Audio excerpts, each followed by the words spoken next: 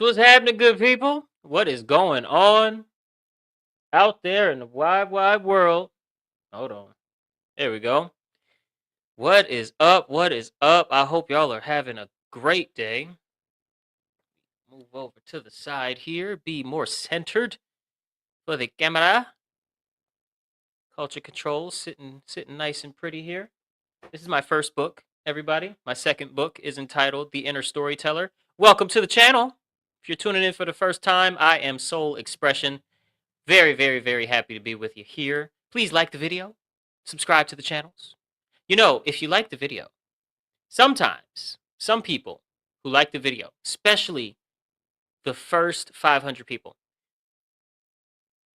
I heard that you get a free mental upgrade when you like the video.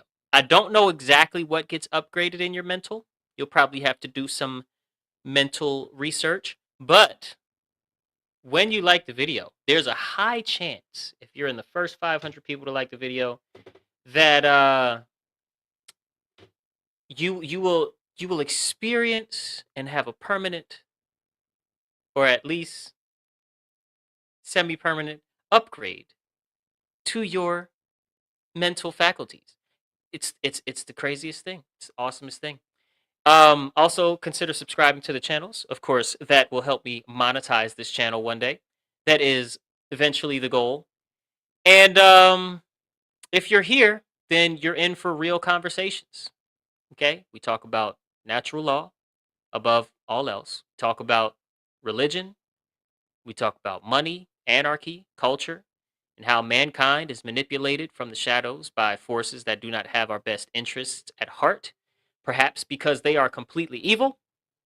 But we are not bashing faith systems or calling people names for having a religion or liking the government or anything. We are simply examining the psychological affects and effects of the stories we have the most faith in, the ones we have the most stake in on this channel, and how those stories help shape society. Now, that examination has to sit right alongside an honest look at the current human condition, which is slavery. Government is slavery. And the question that we have to keep returning to is what can actually be improved with a proper understanding of the inner storyteller and how it works. And if any of that makes you a little uneasy, maybe a little angry or uncomfortable in any way, just, be assured and reassured that although you are encouraged to stay and have a good time and react to these videos with me, you are also welcome to leave at any time. But that's only after you like the video, okay? Cannot leave until then. Good people, we are reacting today. We are going to do some reactions. As you can see, the video title is Why Gen Z and Gen Alpha Are Cooked. And this first video that we are going to take a look at has to do with AI in the classroom. And it's not AI in the classroom in the way that a lot of people are going online and talking about right now. It's the other kind, where an actual robot is entering the classroom in actual United States. And we're going to, just take a look at this fun story out of New York of a robot, an AI programmed robot, or a robot whose responses come through uh what are they called, multi-language learner, I forget, language learner model, something like that. I forget exactly. Dang, I know it, but it's not coming to mind. And anyway, an AI is what it's programmed with. And yeah, let's take a look, because the title of this video is Gen Z and Gen Alpha Are Cooked, right? I made it too wide a little bit. Thank you. Uh, they're the children. I say all the time on this channel, the children are the target of the dark occult, right? The main target. The children are the main target with certain agendas because the children being okay with everything makes the parents want to keep the children in a state where they're okay with everything.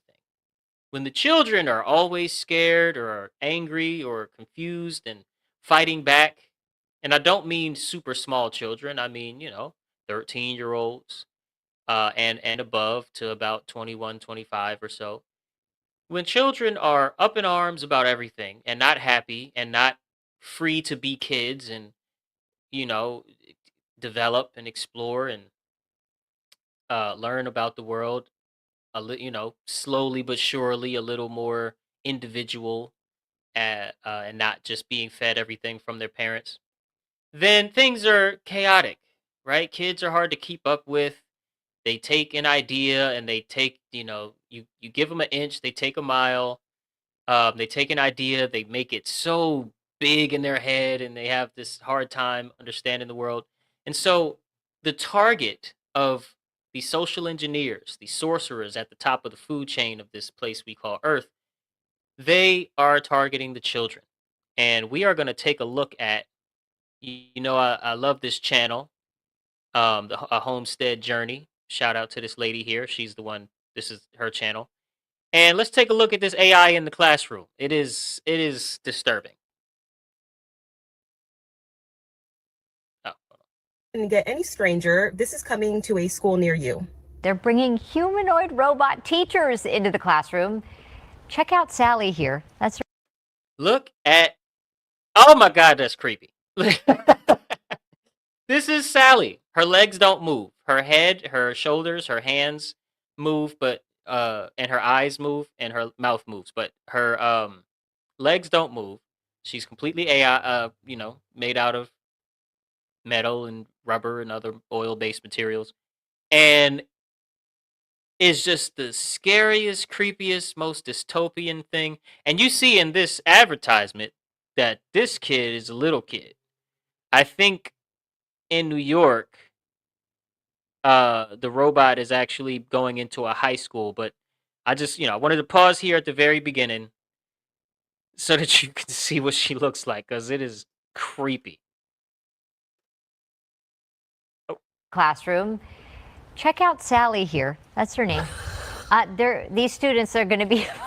See, Sally would give me nightmares if I was in first grade. I make emotional connections by learning your preferences. This AI robot teacher is going to be used in an upstate New York school as a humanoid teaching assistant. Sally the robot will be teaching at the Salamanca City Central School District located on the Seneca Nation territory as a teaching assistant. Her arms, hands, and face will be able to move, but not her legs. Ew. The robot will operate with strict safety measures that includes no facial recognition, no recording capabilities, and will be programmed exclusively with the school's curriculum. Yeah, right.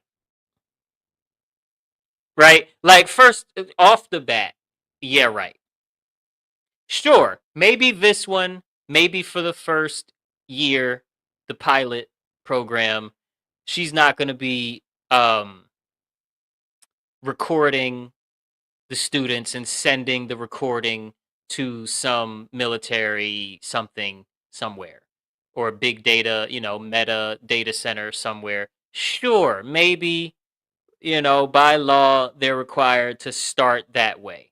But get out of here that they're not going to be recording data and sending data or whatever. Sally's features lifelike silicone skin appearance with long brown hair, can move her arms, head, facial expressions while seated. She will not walk around the classroom. The system operates on a closed network with strict safety measures, including no internet access. Yeah, right. Facial recognition. Yeah, right. Or recording capabilities. Yeah, I don't believe any of that. And like I said, even if it's true for the first year, even if it's true for the first 2 school years, I doubt it. I doubt it stays like that. Let's continue here. One of the other horrifying things that the district happily promotes about Sally is how inexpensive she is. $57,000, less than a human teacher. The national average salary is about $74,000, but for this area it tends to be a bit less since this is a rural area. And with teacher turnover already being high in the state, schools should be paying teachers a higher wage to stay. But don't worry, the superintendent assures teachers that they won't be replaced by robots. Sally is meant to enhance STEM education, especially because she's meant to help 11th and 12th graders in subjects in schools that AI and robotics are becoming more common. Do y'all believe that? Do y'all believe that the teachers won't be replaced once they have enough robots built? You know how big some of the car factories that are no longer operational are? And if they just replace the equipment in there that helps build cars replace that with equipment that helps build these robots, how many of these robots can be produced in one facility? You know, let's say one 3 or 4 building facility. But don't worry, teachers. You know, human beings will continue to teach the youth. The robots that will be programmed to only respond in the ways that we tell them to respond, they're not going to replace you. They're just, they're just decoration, right? I'm Figure 3, a humanoid built in the United States of America. I am grateful to be part of this historic movement to empower children with technology and education. And here's the... Let me rewind it a little bit. I want to make it bigger for y'all too, because you can't really see. Oh, okay, that didn't work. Yeah, you can't zoom in. Grateful to be... But this is this thing's face right now. This is super creepy. It's all black. You see 2 dots in the front that are obviously some sort of sensors or cameras, and then it has a white thing right here representing a mouth, which is a speaker. But I know that's probably really small for you guys. But here we go. Part of this historic movement to empower children with technology and education. And here's the sales pitch. Imagine a humanoid educator named Play-Doh. Play-Doh will provide a personalized experience, adaptive to the needs of each student. Play-Doh is always patient and always available. Predictable. Always patient and always available. What human being is always patient and always available? I know there are some grandmas out there. There are some aunties out there that are so sweet. You know, and let's say some of their older or middle age, they're so sweet. And it looks to you like Auntie, doll baby, Aunt doll baby, is just such the sweetest thing, and is always patient. But no human being is always patient. It doesn't happen.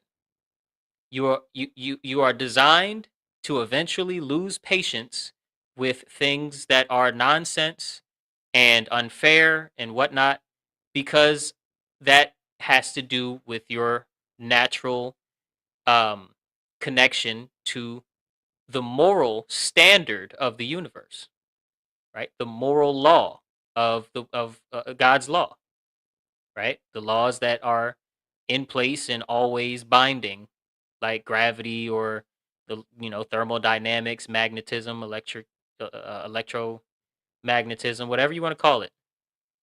The laws that govern the physical aspects of the universe are binding. The laws that govern the spiritual aspects of the universe are binding, and right and wrong is some of them. And just like you're intricately connected and inherently connected to the physical laws, you are inherently connected to the moral laws.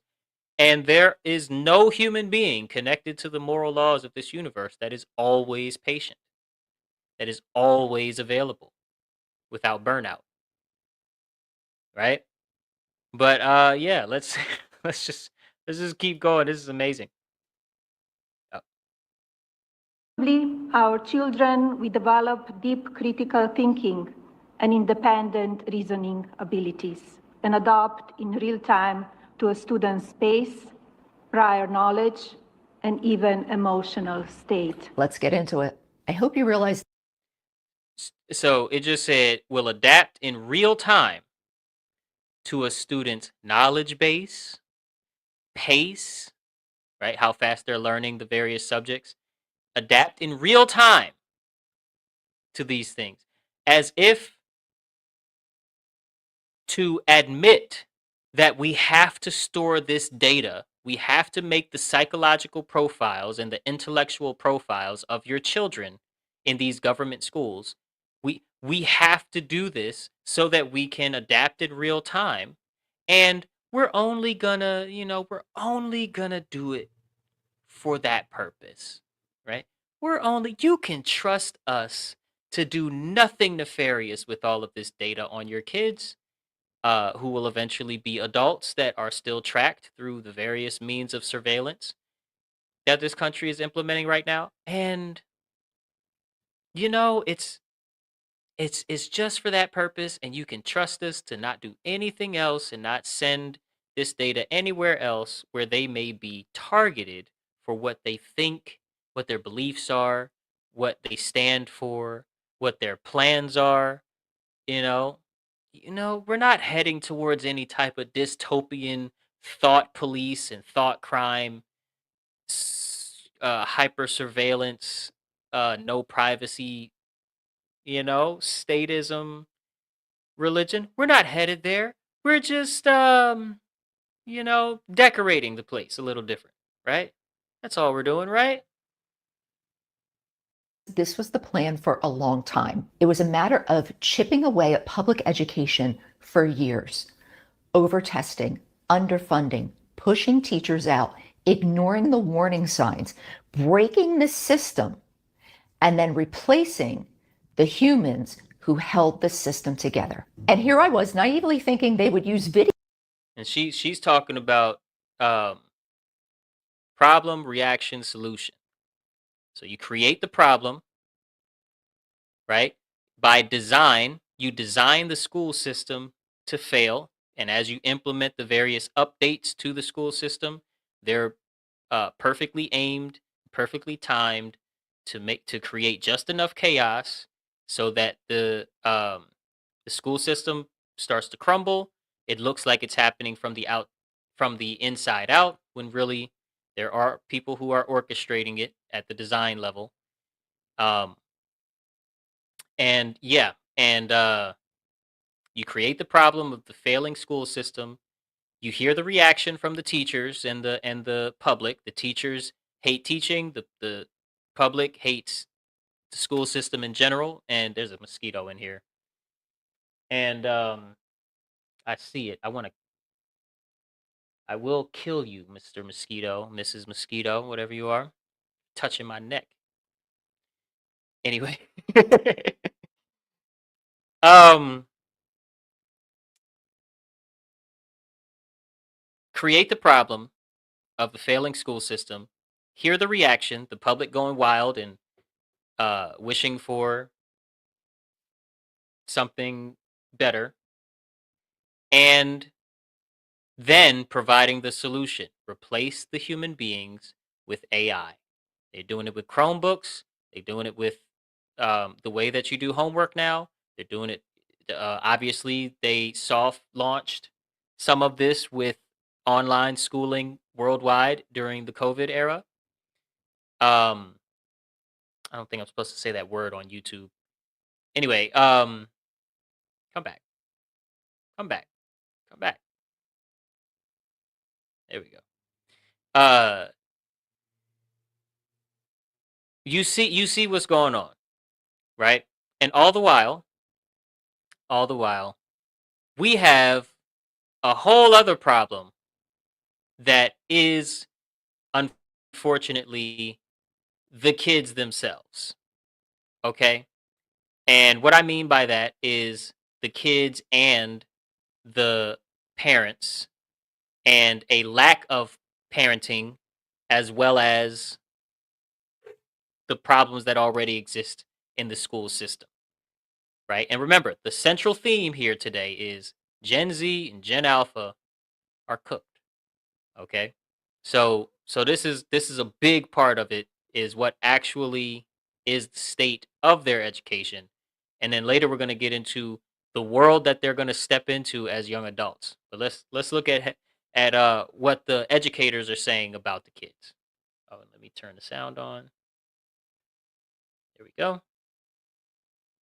iPad kids are out of control. Teachers all over the globe are reporting that Gen Alpha, which are the kids raised with this new age technology, are performing 2 times lower than their grade level. I teach 7th grade. They are still performing on the 4th grade level. We are watching critical thinking disappear in real time. It feels like teaching an entire generation of weaponized incompetence. Not only that, but the rate of teachers quitting has never been higher due to Gen Alpha's terrifying behavior, which is aggressive and defiant. Having to teach and work with you guys as children has been the most traumatic experience of my life. There's a lot of talk going on right now about changes with Gen Alpha, and teachers are at the forefront of it, really talking about different things that they are experiencing, they're witnessing in the classroom. And I want to go ahead and show what these teachers are saying right now. It has a lot to do with behavior issues and why they believe some of these things are happening.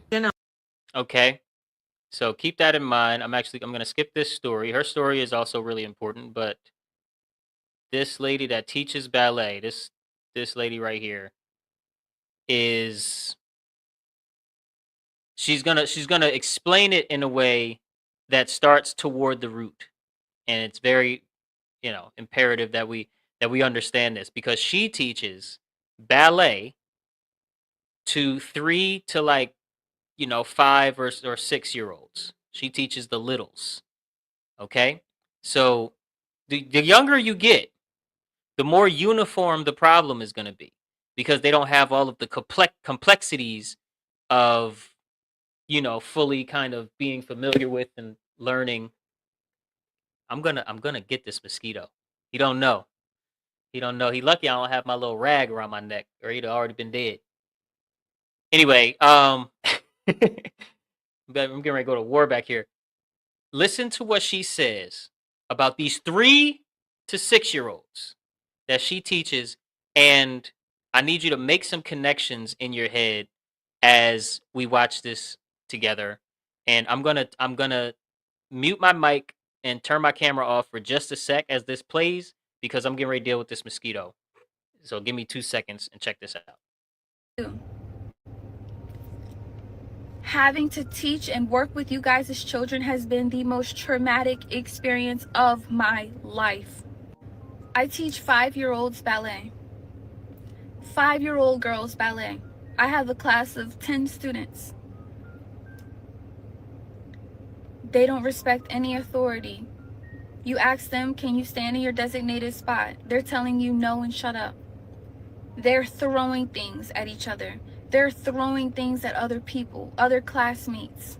You say, can everybody sit in their spot? I don't want to. I'm not doing that. You don't get to tell me what to do. You're not my mom. You confront the parent.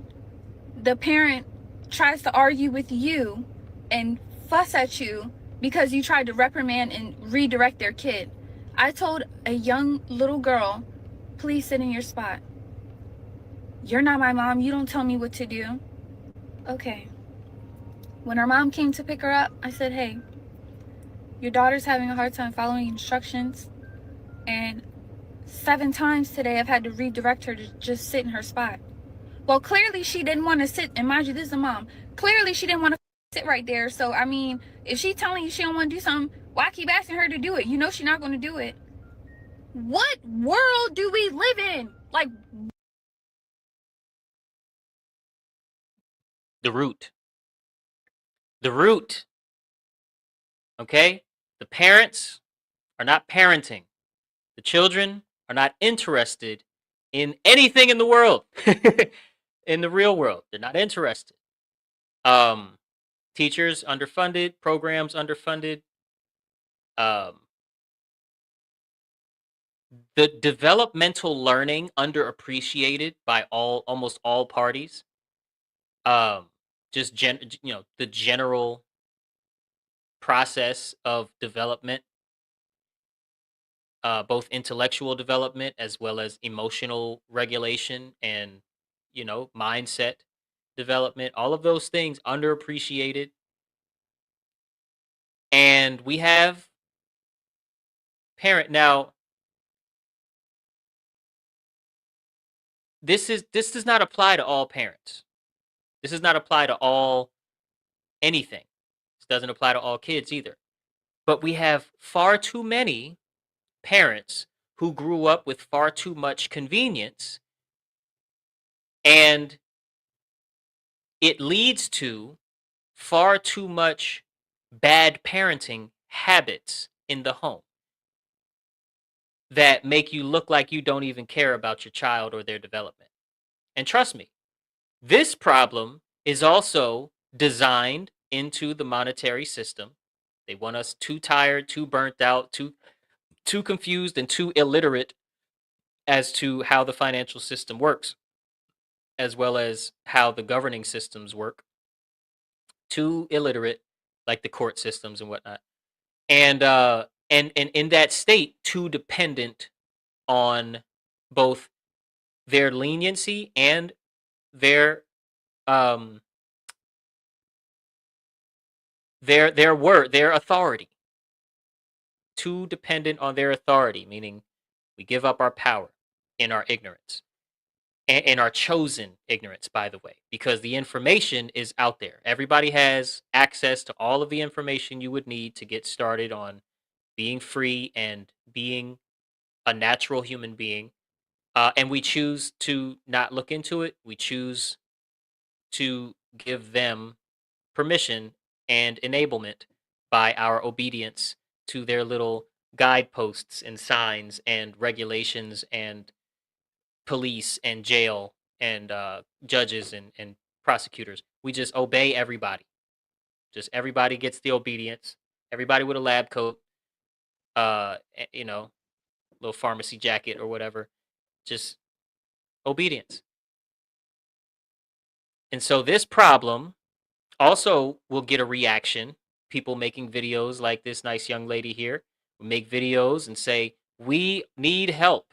And then what will happen? The government will come in, or some company aligned with the government with a whole lot of government contracts will come in and say, here's the solution. Right? You clearly cannot handle this. Here's the solution. We got you. Have a seat. Right? Let's get back into it. Oops. There we go. What in you guys' brain as a parent says, my kid not following any directions is a great thing. It's not that serious, and y'all don't have a right to tell her what to do. It's sad. It's sad. It's really, really sad. And another thing that's heart-wrenching is horrifying. It is horrifying. Your 5-year-old daughters are asking to listen to Pound Town and Ski Yee. Your 5-year-old daughters are asking, can we hear Pound Town? I'm playing them Princess Tiana ballet music. And they are asking me, can we hear Pound? It's sad. It's sad. It's insane. It's insane. 3 to 6-year-olds. Right?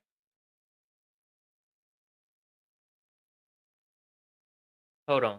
I see the mosquito. Too high. Can't reach. I got my weapon. I got a weapon. I think he can sense it. Sometimes when you think it too loud that you get ready to get them, they can sense that somehow, and they're like, "Oh, let me get away." Anyway, it's so sad.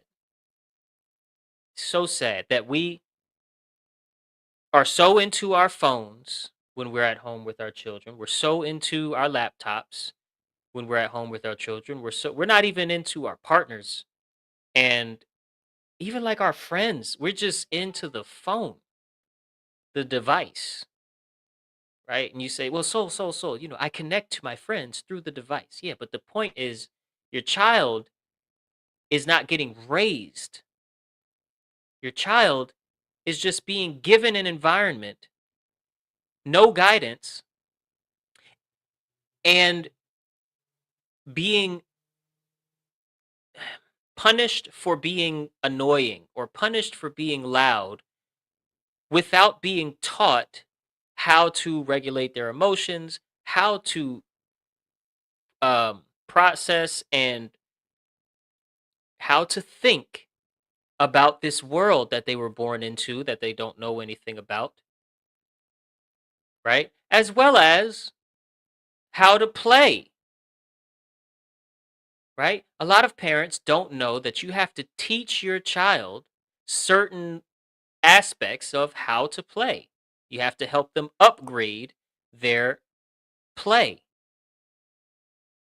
And that takes being with them so that you know by way of long-term observations what their habits are, what makes them tick. Kind of how when you are present with your children, you learn not only how to teach them as far as like information, you learn how to teach them sometimes without even having to say anything, because the way that you approach getting them information is aligned and meshed right, properly with their personality. And it's because you were present. It's because you chose to pay attention to them and not your phone and not your laptop and not the television, but them, and not just your friend, but you were paying attention to them, and you learned them so thoroughly that getting their personality ticks correct became second nature. You became so good at it. That is basic parenting. Paying attention and learning your kids so that you can help them learn how to think, learn how to learn, and of course, learn how to treat adults. That's it. That's it. Hey, hey, hey, hey, hey. Think I got him. Think I got him. I don't be playing. Fast like Bruce Lee. Anyway, I'm trying to remember my train of thought. I had to get into warrior mode for a second there against this mosquito. My wife has been trying to kill this same mosquito for like 4 days. She was telling me that she was able to guide it into the office, into my podcast space, and so to be careful. I was like, I ain't scared of no mosquito. Let him come out. He don't know what's going on over here. Anyway, guys. Anyway,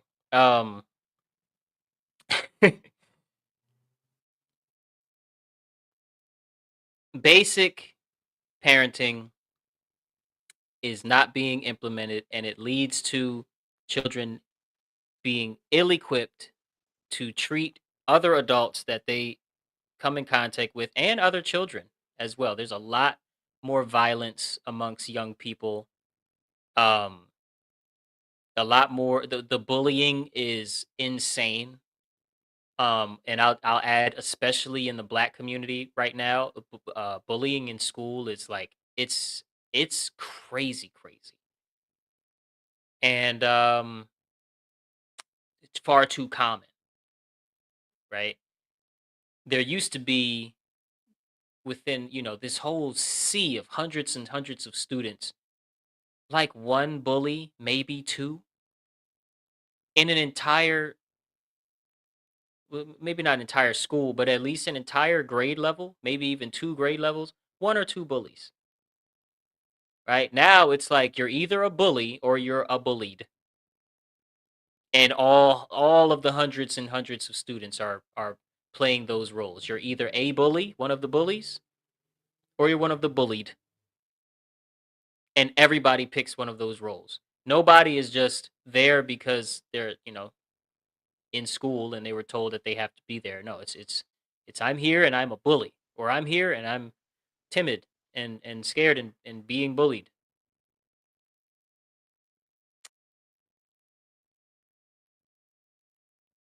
So I'm gonna let this lady finish real quick. She does say a little bit more after she's done crying about 3 to 5 year olds asking to listen to this nasty music.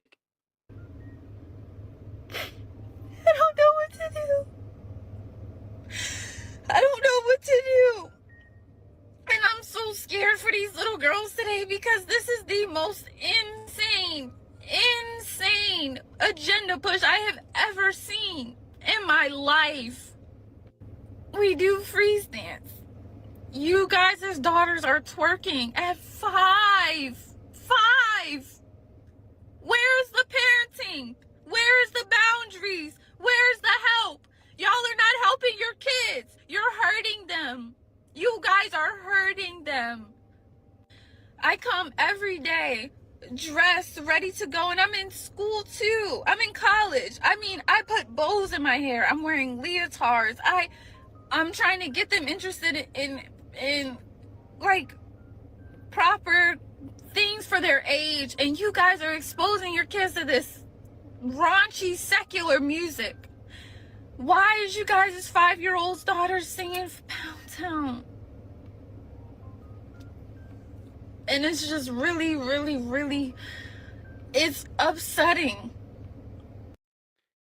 And this is a very beautiful young lady here. I'm sure she's been through some stuff in her own life that causes her to feel so passionately about seeing 5-year-old girls in freeze dance emulating adults who are dancing to express sexual feelings.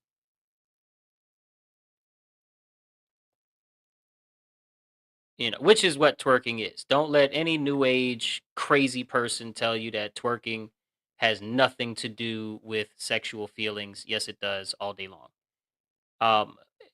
Especially in America, and just period. Ancient African twerking was the same sexual expression as modern American twerking. It's just that sexual things shouldn't be demonized, but developmental cycles should be honored, right? If you're baking a cake, you want to get your measurements right, in the development, in the process of that cake developing into its final form, and your efforts are going into it, you want to get your measurements right. So with certain things that you expose your children to, you want to get the timing right. Even ideas, to a large extent, you want to get the timing right. Not that they should be afraid of ideas. There's no such thing as evil information if it's true, right? But there is such a thing as sharing true information at the wrong times in the process of development of a child into an adult, or a child into a young adult, right? And this lady, well, unfortunately, I don't know personally a lot of young women who are as pretty as she is that have not experienced things that would make her afraid of 3-year-olds twerking in her class. Right? Abuse is just so very common. And unfortunately, sometimes the prettier you are, either the more you experience it, or maybe the earlier you experience it. But I'm not going to make any guesses. I'm not going to put any words in her mouth or anything like that. I'm just saying, either maybe even she just knows somebody that but regardless, the passion in her voice is there. And she's right. We're exposing the kids to far too much, not parenting, and it's just really, really bad. It's just really, really bad. Let's continue real quick. Because I'm telling you, I'm this close to quitting and saying I'd never want to work with people's kids again, because this has been the most horrible experience. I've never dealt with an experience like this. Listening to raunchy music around your kids needs to stop. Applauding bad behavior needs to stop. Not giving your kid your attention but throwing an iPad at them or a tablet because you don't want to parent needs to stop. I'm coming on here and I'm begging you guys, I'm asking you to really please make a change. Make a change. Your kids' lives are depending on it for y'all to make a change. Tell them. Please make a change. It feels like teaching an entire generation of weaponized incompetence. Because what do you mean you can't just reread the directions that I strained my voice to read out loud 3 times? What do you mean you can't just look at the rubric that I made that shows you exactly how to get a grade? And I said, if you even wrote a few sentences, you could get a 1, which is a D. The security guard stopped by and he was kind of like shocked at how confused the kids were. It's an alternate ending to The Outsiders. You get to do whatever you want, and you were given enough information, notice, and preparation. Now you can just sit down and write anything you want. Ponyboy does this, Johnny doesn't die, whatever you want to do. And they're just sitting there like this.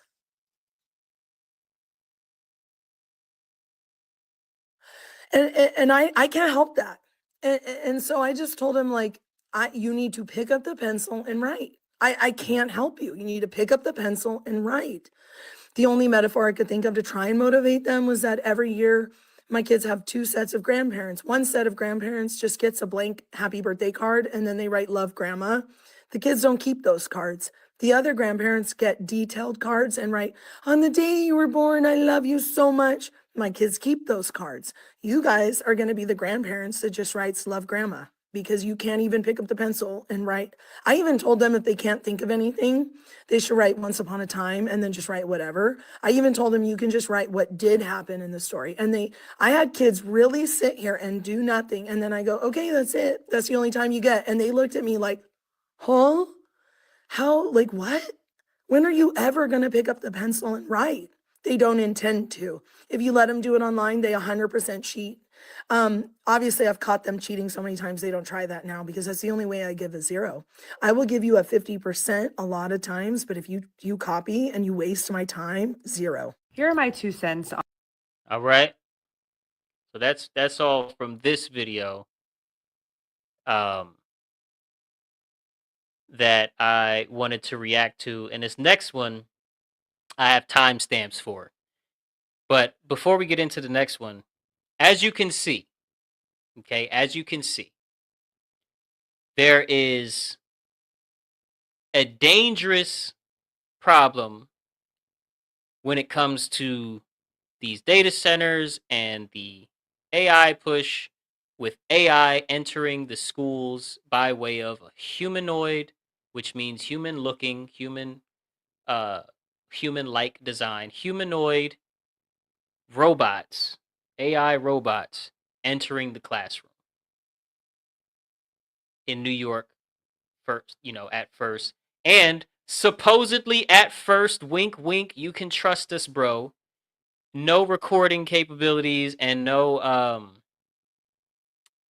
they're not going to be, making intellectual profiles and psychological profiles of your kids and logging the data so that they know exactly how they think and how their brain developed over time. They're not going to need that data for anything. They're not going to, they don't need that.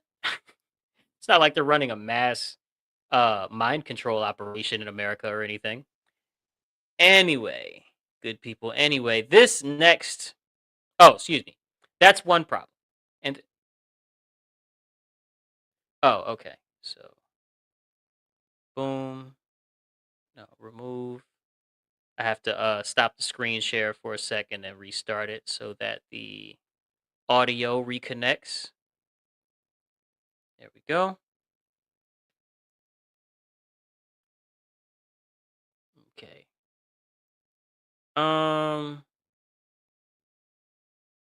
Don't know why that's tripping. Let me see. Let me add this to the stage and see if that fixes itself. How Money Works Uncut is another. Oh, I'm not subscribed. Is another YouTube channel. Y'all should check out, subscribe, like their videos and whatnot. As you can see, I'm giving a live demonstration. That's the only reason why. But this video right here is going to give the perspective on what these kids that are being exposed. Well, excuse me. Let me make myself bigger real quick because I need you to hear this. Where's my mouse? Here it is. What these children who are going to be taught by AI, meaning they're going to be given what to think by programmed robots instead of developing how to think through spending time with adults that have a knack for teaching. And who have horrible and overworked and underpaid and confused parents who are both victims and victimizers, because hurt people, unfortunately, in an extremely immoral fashion. Okay, it is not almost okay how parents are these days. Okay, we suck. We are horrible. I'm not a part of that problem. But by and large, we are the worst parents ever, because our parents were the worst parents ever, because their parents were the worst parents ever. And that's my opinion. And these children, okay, the next generation that are coming up with these parents and with these schools are coming into this world. Check this out.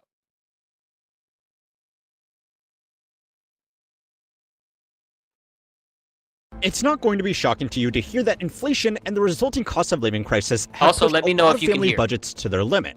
But unfortunately, for a lot of companies, that started to become a problem for them too.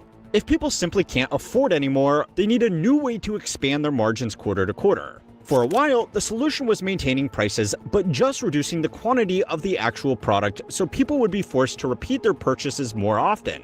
But again, over time, the consumers got wise to shrinkflation and started seeking out value brands or outlets in an attempt to stretch their budgets as far as they could. So today, a newer strategy has become popular amongst basically anything you can spend money on. Houses are being built with the cheapest possible materials, cars are becoming a basket for holding optional extras, fast food, which wasn't exactly great to begin with, is now no longer cheap or fast or even warm, and this is to say nothing of the companies that don't really see you as a consumer at all, but more as a product to be sold to the real customers behind the scenes. You're spending $15 at least if you want to get a proper full meal, and that's just not sustainable. The whole cart was like $580 because I had a bed frame and everything in there. So I don't think I can play. Well, this is on YouTube, so maybe it should be fine. I'm starting to get afraid. You notice things that you don't notice when you're watching something in your personal capacity when you're doing it live. I'm like, oh, this is playing a lot of music in the background. I hope I don't get flagged for like some sort of copyright or something, but I'm like, it's on YouTube, right? So it should be fine, right? I don't know. Anyway, it's very important. Please pay attention. $580, cool. Why did I check today during Prime Week? A lot of my items were on sale for Prime Week. My cart was $16 more. 21 once the market started to get shut down. So what I think happened here is this baseboard here looks like it was installed at a different time. You can see they haven't even puttied the nose yet. Okay, so before we get into the fast food industry, okay, so we suck at building houses. The car markets suck, and fast food is insane, right? Let me get my timestamp.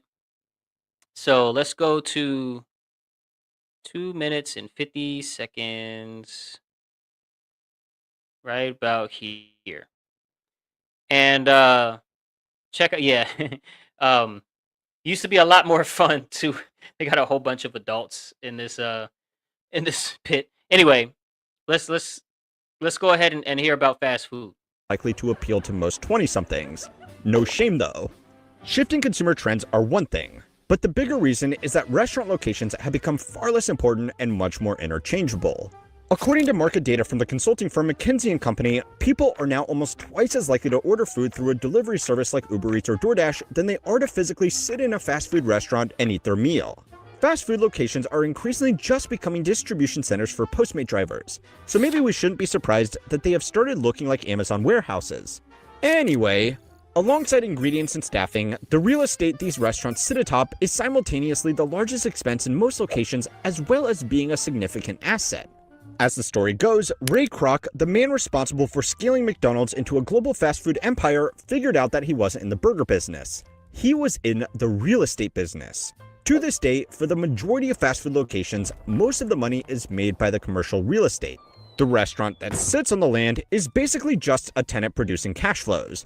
It doesn't matter if the tenant is a Wendy's or a McDonald's. So stores have become more uniform to lower the cost of construction and the risk of having an unusual building that nobody else wants to rent if a franchise moves out. So if you want to know why fast food restaurants look so boring these days, you can blame real estate speculation, shifting socioeconomics, and middleman technology. Isn't that interesting? You know what's not in that consideration? The food. The food, feeding people, making people happy with a hot meal that, tastes really good and has its unique style and unique recipe and whatever. And in fast food, it's unique take on convenience. Right? The uniformity of, and it's so clear nowadays too. Like by one of my jobs, because I have multiple, by one of my jobs, there's construction of a few restaurants, and yeah, you just see it it's always shopping mall style, right? Shopping mall style means the you got like a one building that houses a bunch of different businesses, right? Well, sometimes it'll be restaurants that either are by themselves or like it's two in the same building, right? Like there's a building where Hop Dotties and Kava Grill are going to be in the same building. You enter Hop Dotties on this side, Kava on this side. It's all strip mall style now. Let's keep going. Something of a recurring theme on this channel. Now anyway, this whole game only works if these businesses still bring in cash, and to do that they need to move some hamburgers. The trouble is, that's getting really hard. Fast food prices have increased significantly beyond inflation. According to data collected from Finance Buzz, the average McDonald's menu item is now twice as expensive as it was 10 years ago. This trend is partially because fast food items used to be artificially cheaper than they should have been. When people would order in-store, there was more opportunity to upsell them to larger meal sizes and tack on higher margin extras like desserts and drinks, so they could make their staple menu items cheaper to attract customers. Now, ingredients and rent has become more expensive, and on top of that, restaurants need to give a significant portion of their top-line revenue to delivery companies. To maintain their margins, they had to raise prices, and their pivot to more premium branding was a way to justify this change without acknowledging that getting food hand-delivered is a luxury with inherent increased costs. Fast food companies aren't allowed to directly offer lower prices in their stores than they do via delivery apps, even though they don't have the additional expenses. So they have had to become sneaky and offer various meal deals so that in-restaurant customers can get better deals if they are willing to navigate through deals via their own apps and pick out in-store meal combinations. If you are a savvy Mick connoisseur and you are willing to sit down, do the math, and make the most of various deals on the company-run fast food apps and in-store offers, you can end up paying half as much for the same food as someone who just turned their brain off and poked at the cheeseburger pictures they wanted on their delivery app of choice. All right, I had to let him finish the word choice there. Oh, a little bit more actually. This has made shopping for fast food increasingly confusing and time-consuming, which is exactly the opposite reason why customers go to these companies in the first place. Now, the companies are not exactly blameless victims in this trend. Bloated and confusing menus and premium offerings had the potential to extract the most possible money out of the widest spectrum of customers, from the rich and lazy to the poor and savvy. But now the market has turned against them, and this clever little business model could be their undoing. So it's All right. So that is first timestamp 1330. And that deals with the fast food industry. Next, we're gonna talk about cars, but I just think it's so interesting, right? That because we're talking about Gen Z and Gen Alpha, and how this world, this commercial world, okay, not the actual Earth, not nature. Nature is still just as divine and perfect as it always has been, but the commercial world is designed to make chaotic, dumb, and docile slave classes in all of these different regions of the world. And the fast food industry as a case study, right? Due to inflation, due to the monetary value religion, uh, making the markets go haywire, and various capitalists as well as governments making the global market and global scarcity game seem more and more and more volatile. Fast food providers have gotten twice as expensive and twice as complicated to navigate when they were supposed to be cheap and fast and convenient for the individual that had to grab their coffee and biscuit and get to work on time. Right? The whole thing that he said at the end there too of and if you are willing to navigate, go to the actual storefront and then navigate through the app, the proprietary app for in-store combinations, then you could end up paying half of what somebody who went to their favorite delivery app and mindlessly clicked the button. That always makes me think of the Wall-E movie. Have you guys seen Wall-E? Wall-E! The Wall-E movie is a dystopian future movie. It's is it Pixar or DreamWorks? It's a little robot, and Wall-E is his name. And he's a trash collector robot. And there was an issue that made it so that human beings had to leave Earth in spaceships. And in this fictional world, we could do that. And so everybody that could got onto the spaceships and left Earth. Wall-E was left behind cleaning up trash.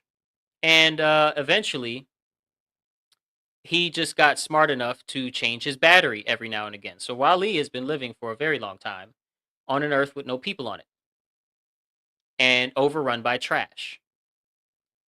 And it was, in this movie, it was so overrun by trash that basically nothing was growing. No greens were growing. And every now and again, humanity would send a robot to go and search for greenery to see if nature was taking back over on Earth so that they could start their journey back home. They had predicted that they would start their journey back home a lot sooner than they actually did.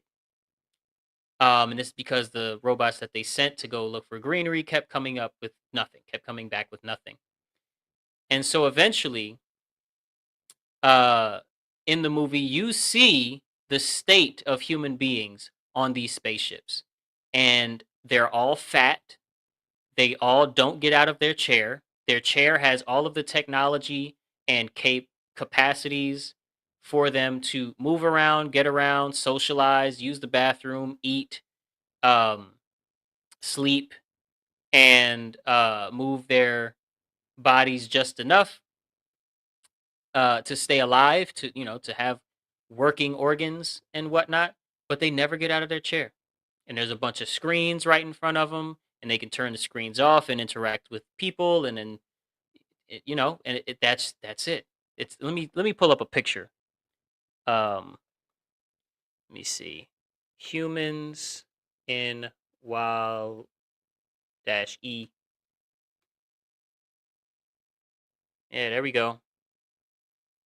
And let me just share this tab instead, and look at that. Look at that. And they never have to leave these chairs in the movie. They never have to leave these chairs.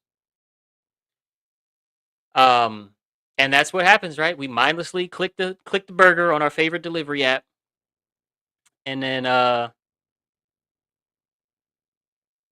we don't advance.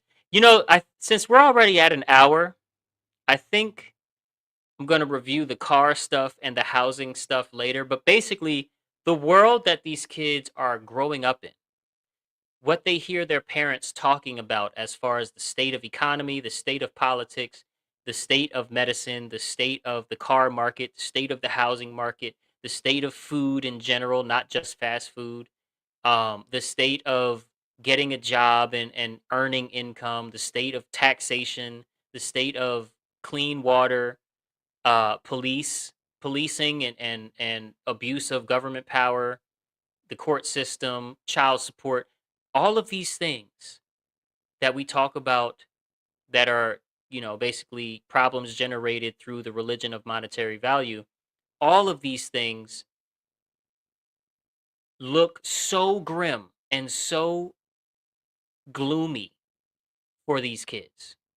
And again, when I say kids, I'm not only talking about littles, Kids can mean, like, let's just say 25 and below, right? 0 to 25. The future looks so grim for these kids. It's not even funny. Like, it's depressing. It's sad. It's sad to realize how bad things look like they're going for your average 16-year-old that's being asked, "What's your 5-year plan?" Right? You got to have a plan for your life. What do you want to do? Oh, well, here are the steps to do it. Good luck. Kids in middle school are asking their teachers, if I'm always going to have a calculator and I'm always going to have AI, why do I need to learn how to read? And they're in middle school. Should have been reading for years. Should have learned cursive at 5. The whole alphabet and how to write it. At 5 to 7. Easy. Not because it's so imperative, but because that's the basics for learning in a world where literature is, the biggest way that you learn information.